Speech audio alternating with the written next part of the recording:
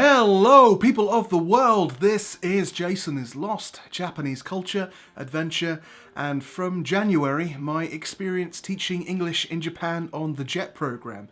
Yes, plot twist. I will be returning to Japan very soon as a participant on the JET program. This takes people from all over the world and places them in schools all across Japan as assistant English teachers. It's a new experience, very much looking forward to the opportunity, very excited, but we'll talk about that in another video. What I wanted to do as a successful applicant is just put a video together going through my successful applications, specifically the essay, the personal statement, and hopefully aid current applicants in their application for the 2021 JET program. So if you're interested in applying, much of the world's applications are still open for another 2 weeks, approximately.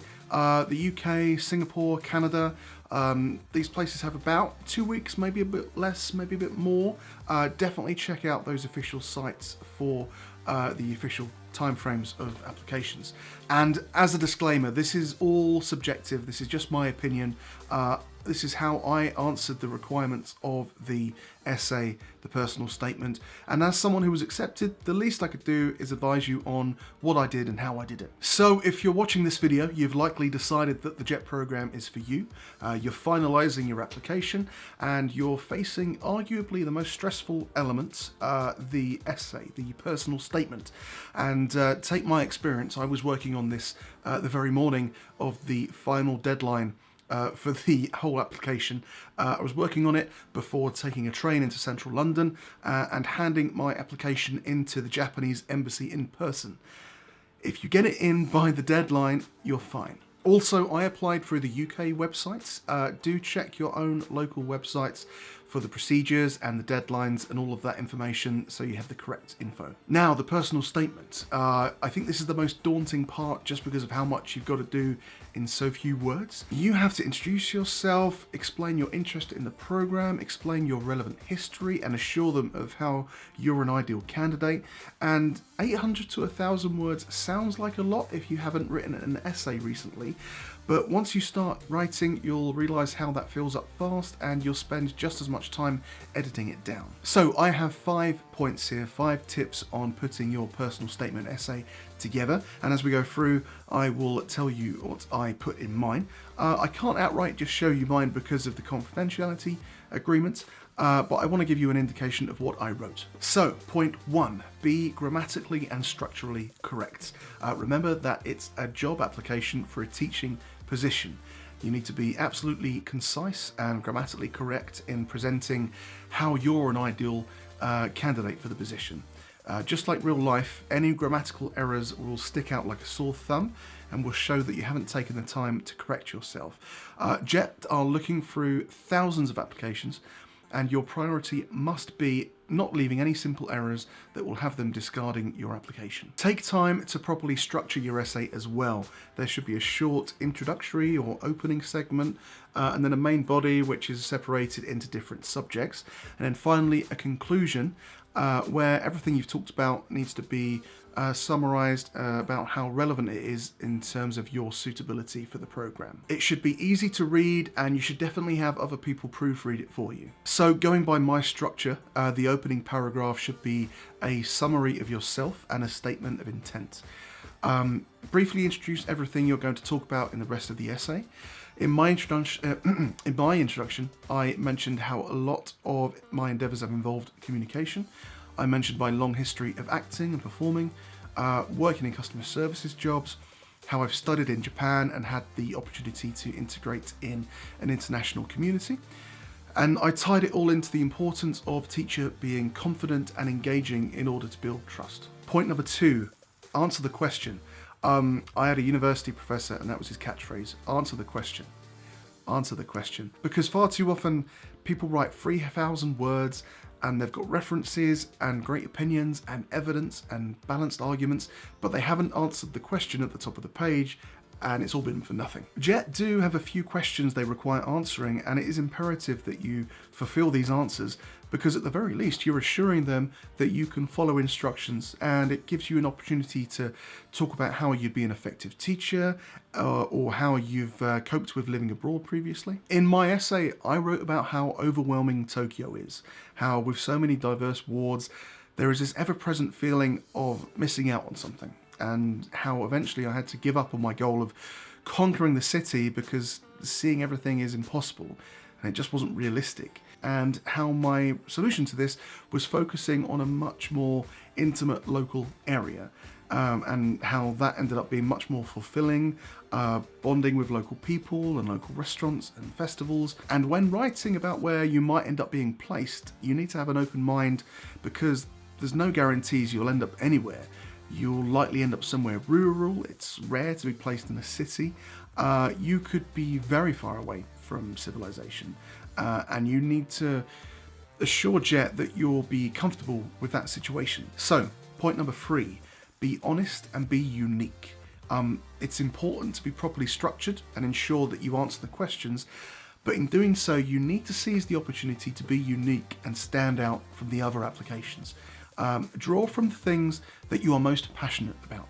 Maybe you're into sports or hobbies unique to your country, and given the opportunity, you'd be willing to start a club or introduce them to your students. Or maybe you're into cooking and you're interested in joining Japanese cookery classes. Or if you feel that you've got an interesting take on the essay structure and the presentation that fulfills all the obligations and answers the questions, but allows you to stand out, then go for it. In my second paragraph of my essay, I began writing a short flashback story to my first time traveling Japan, detailing my meeting with some kind strangers on a train, and then again at the top of a mountain I was climbing on the southern tip of Japan, Kaimandake. How despite having no language ability between us, we still managed to communicate, and how they gave me gifts, and we took photos together, and how that experience of kindness inspired my continued interest in Japan and the learning of the language to foster that communication. And how 10 years later I was standing on the tip of Mount Fuji and similarly began talking to an older Japanese man, but how this time I knew Japanese and I was able to communicate and talk in detail to each other, how we had similar thoughts about Tokyo and had both experienced Kyushu and Kaimandake, evoking how far I'd come in my journey. I did also mention this YouTube channel, which I began during my year abroad in Japan, not by name, but pointing out how it was a creative outlet for me, and how I was conscious of respecting people's privacy and responsibly promoting the country, and how I'd used my initiative in contacting other companies in respect to collaborations, and how that led to me filming commercials in Japan. And also, don't lie. This sounds like an obvious suggestion, but it's very important for 2 reasons. 1, if you get through to the interview stage, they're going to be asking you questions related to what you've written. If you've done this essay correctly, they should have a lot of things that they're interested in you about and things that they want to delve deeper and ask you questions about. And they should want to explore them and ask you more about them. And you don't want to be caught in a lie so far into this application process. Secondly, there isn't really any reason to lie. It's quite likely that you've never been to Japan before. It's also likely that you don't learn Japanese. Neither of these things are requirements for the JET program. If you're applying and you believe you're an ideal candidate, then write about that, and you can write about how you were busy doing other important stuff instead of going to Japan, or how a JET placement provides an ideal opportunity for you to learn Japanese. I hadn't had any teaching experience, but in my essay I pointed out how key communication is to learning, and the importance of being confident and engaging builds trust in the students. That brought me around to talking about my time at drama school, the plays I've performed in, the music that I've written and performed as the singer of my band, and the more recent YouTube videos, all tying into my experience of being engaging, in projecting myself, of clearly expressing myself, and how I welcomed the opportunity to create songs or use drama in acting, in games with the class that I'm teaching. Now, point 4, be a mature representative of your country. As I mentioned, you shouldn't be bringing up any disdain for your own country or you'll need to run away from it, you need to remember that you'll spend most of your time working with children, and in many cases you may be the only foreigner they meet. And consequently, you'll be repeatedly asked to introduce yourself and explain where you're from and what your home country is like. Jet will expect you to be a representative of your own country, and I believe it's realistic to assume that they're looking for people who can be as enthusiastic about their own country as they are for Japan. And my final point, point 5, recognize what this essay is and what it isn't. At the end of the day, this is a job application. You are presenting yourself as an ideal candidate for Jet to send halfway across the world and be dependable, be mature and capable. This is not an essay about how much you love Japan. This is not an essay about how much more purer and authentic subbed is compared to dubbed anime. This is not an essay about your devotion to collecting rare manga or how much you hate your own country and want to escape to somewhere much more beautiful. You should absolutely mention your hobbies and interests related to Japan, but they should be in the context of how they aid your suitability for the job. For instance, you became a huge fan of Japanese manga and anime, and that influenced you to start learning the language from scratch in your own time. Or perhaps you watched a film or read a manga that introduced you to some really remote Japanese area or rural Japan lifestyles and living situations that you became really interested in and would like to experience, or you've been researching obscure Japanese culture and festivals and things like that. Apply your interest in a proactive way that shows your level of involvement and your level of research, and you practically would fit into that experience. Okay, there we are. Those are my 5 points. Thank you very much for watching. I hope this was helpful. There was a lot of information there. I hope I covered everything necessary. I really wanted to get across my mood and my intent when I was completing the essay, and to then be accepted, I guess I did something right. If you have any questions, please do comment below and I will respond to you. I'm sure there's things that I didn't cover that you're curious about. Do comment and we'll get back to you.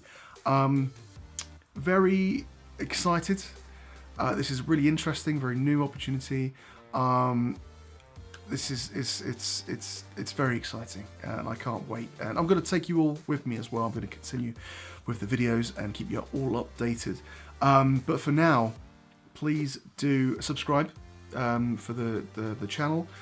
If you're curious about my other Japan adventures, do check out the other videos. I'm sure that you'll find something to enjoy.